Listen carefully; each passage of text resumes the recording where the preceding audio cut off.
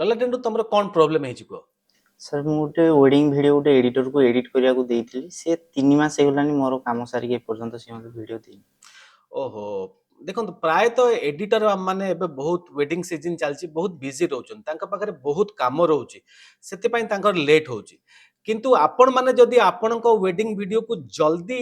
wedding editor पाखरु काम आनिबा पई चाहुचंती ताले आपण को माने कैमरामैन सिनेमाटोग्राफर मानु को किछिटा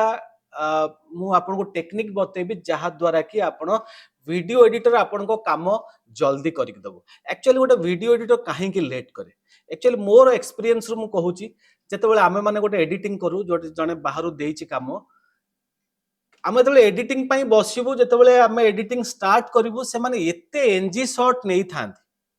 प्रत्येक शॉट रे सेमान टिके हलै देथिबे गोटे क्लिप रो स्टार्टिंग रे टिके हलथिबो एंडिंग रे टिके हलथिबो आ गोटे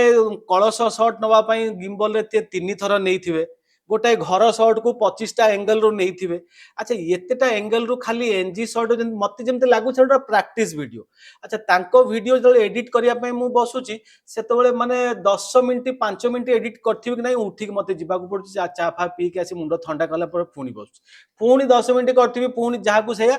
शूटिंग जदि आपण परफेक्ट करिथिबे ताहले एडिटर को काम करिया पई भलो लागिवो गोटे स्मूथ फ्लो रे जिवो ताले सी आपण काम को जल्दी सारिया पई चेष्टा करिवो आपण सिनेमैटिक ना रे जेते डिफरेंट टाइप रो शॉट नियंतु किंतु गोटे शॉट को 5 थर 6 थर जदि आपण एते एनजी शॉट देबे ताकू काटिबारे बहुत समय पळुचे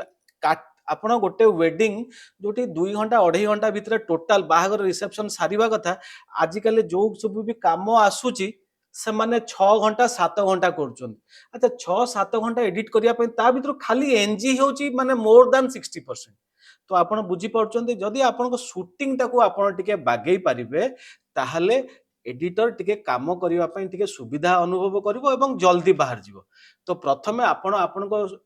शूटिंग को बागांतु देखिबे एडिटिंग आपण को जल्दी बाहर